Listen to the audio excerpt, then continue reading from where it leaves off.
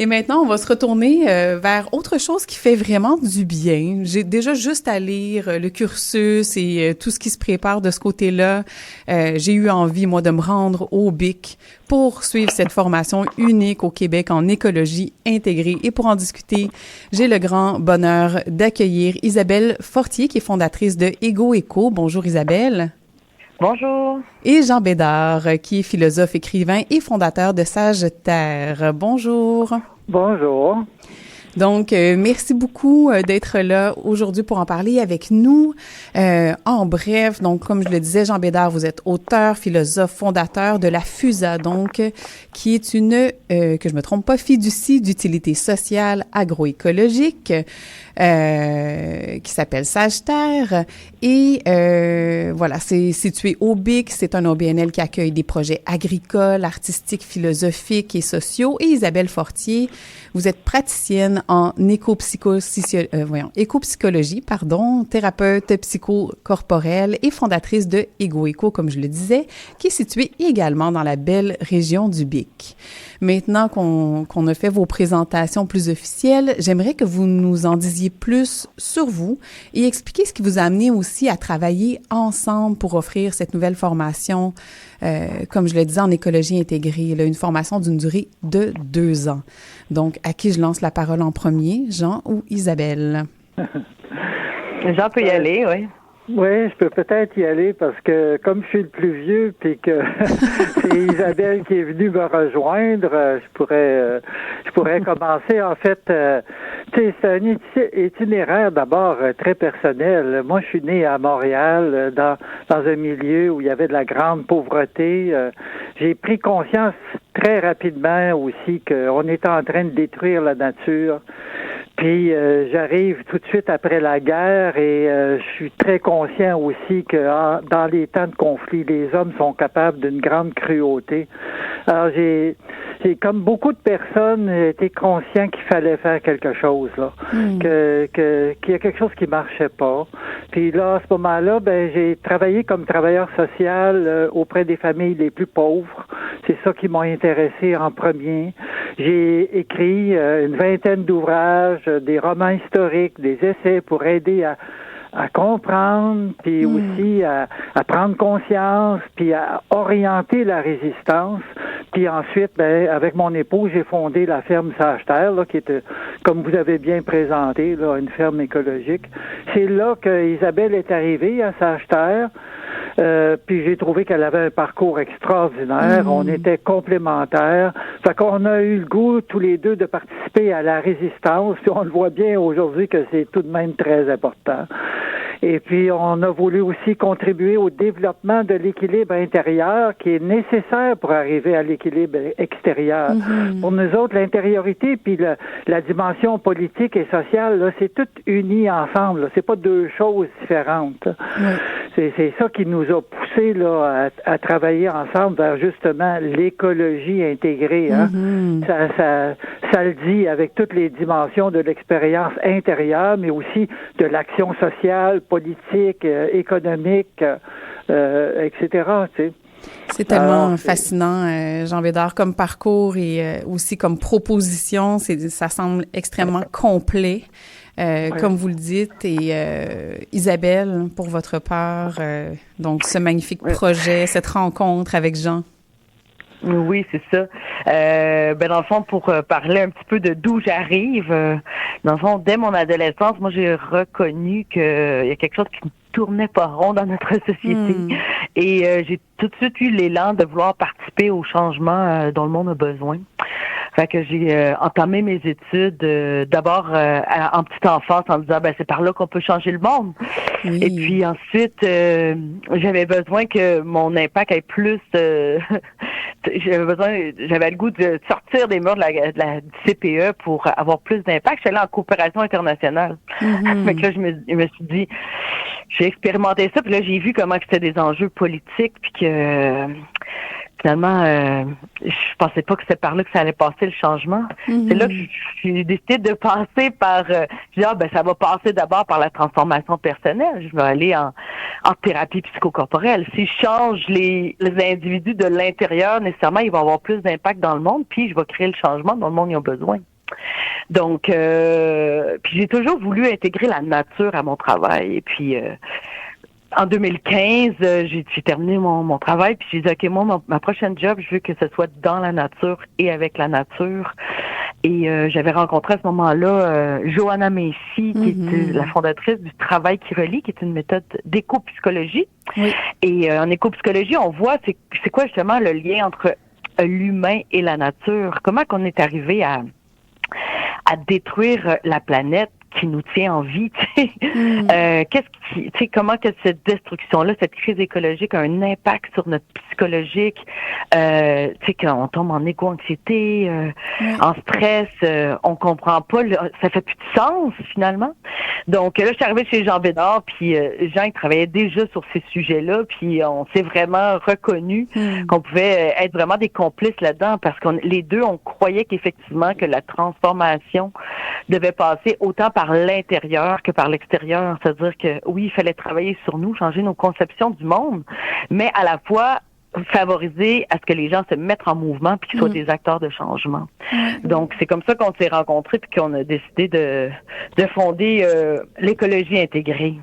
Et donc, justement, en arriver à l'explication de ce qu'est l'écologie intégrée, en quoi consiste la formation et qu'est-ce que ça veut dire pour vous, l'écologie intégrée? Je pense que si on veut arriver à une vie écologique, faut absolument faire une transformation intérieure. Sinon, on se met à combattre en reproduisant ce que l'on combat. Hein? C'est toujours le cas. Et donc, ça prend un changement intérieur. Ça, c'est la première chose. Là. Puis après ça, là, faut intégrer. C'est pour ça qu'on dit intégrer. Hein? Intégrer, ça veut dire intégrer l'intérieur et l'extérieur, mais ça veut dire aussi intégrer toutes les dimensions. Hein? La transformation sociale, la transformation économique, politique, notre attitude aussi vis-à-vis de la nature humaine, puis vis-à-vis de la nature. Les deux, relier la nature humaine et la nature. Puis la philosophie, pour moi, est importante parce que si on découvre pas une vision de la vie qui a du sens, si on est plongé dans un monde qui nous apparaît absurde, voué à la mort, on trouvera certainement pas la sérénité nécessaire pour s'épanouir soi-même puis pour travailler à ouvrir le chemin pour nos enfants, là. Assurément.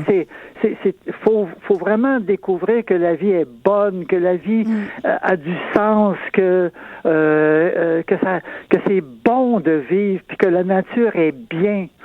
Et c'est pour ça aussi qu'on a une démarche tout de même en 5 étapes. Hein. D'abord, s'émanciper de nos blessures, de nos traumas, de nos culpabilités. Il faut en faire des forces. Okay? Puis accepter ensuite, déjà qu'on a cette part-là en nous aussi, là, d'accepter qu'il existe des blessures en lien avec tout ça, c'est déjà un pas essentiel. Exactement. Il ne faut pas seulement se sortir de nos blessures, il faut transformer nos traumas puis nos blessures en nos forces, parce que c'est ça qui nous rend sensibles. Mozart n'aurait pas existé avec sa si grande musique s'il n'y avait pas eu ses traumas. Oui. Bon, c'est la même chose, il faut s'affranchir aussi, ça c'est la deuxième étape, hein, s'affranchir de nos conditionnements sociaux puis de notre dépendance au système économique. Après ça, il faut découvrir l'expérience, il faut faire l'expérience de notre nature humaine quand elle plonge, quand elle entre en résonance avec la nature, parce que c'est là qu'on trouve la joie. Oui. C'est vraiment là qu'on trouve vraiment un goût de vivre. Là. Puis ça, c'est notre troisième étape, est tout de même très importante. Et c'est ça qui nous permet aussi, après, de faire face au mal, parce qu'il y a effectivement des forces destructrices. Hein? On n'a pas besoin d'en parler longtemps ce matin dans les conditions où on est actuellement. Faut être capable de faire face à ça sans déprimer, sans être désorienté. C'est pour ça que ça prend une force intérieure qu'on va aller chercher. Puis après, faut apprendre à faire face aussi au mystère de la vie. Faut faire face à la grandeur de la beauté, à l'immensité, à l'intelligence de la nature. tout ça, là, ça nous permet de transformer le monde. Ah, vous en parlez avec tellement de passion. Ça donne déjà envie d'aller cliquer pour s'inscrire. C'est ça. C'est pour ça qu'il y a 5 étapes dans notre processus, là. Et Isabelle, peut-être nous parler des grandes lignes de cette formation. Oui, aussi. Ce que je peux ajouter à ce que Jean apporte, c'est que, dans le fond, ce qu'on veut en écologie intégrée aussi, c'est de approfondir notre relation à soi, aux autres et à la nature. Ça, c'est tout un chemin, hein. Et puis, on travaille. Le corps est partie essentielle de notre formation aussi quand on parle d'écologie intégrée, parce que en écologie intégrée, on a une vision d'une approche systémique du vivant. Donc évidemment notre corps est comme c'est comme le sensor, excusez l'anglicisme, hein, c'est le corps qui peut être un système d'alarme lorsque quelque chose va pas. Hein? C'est pour ça, quand on se met à tomber malade, le corps nous dit, il y a quelque chose qui va pas, on va voir le médecin.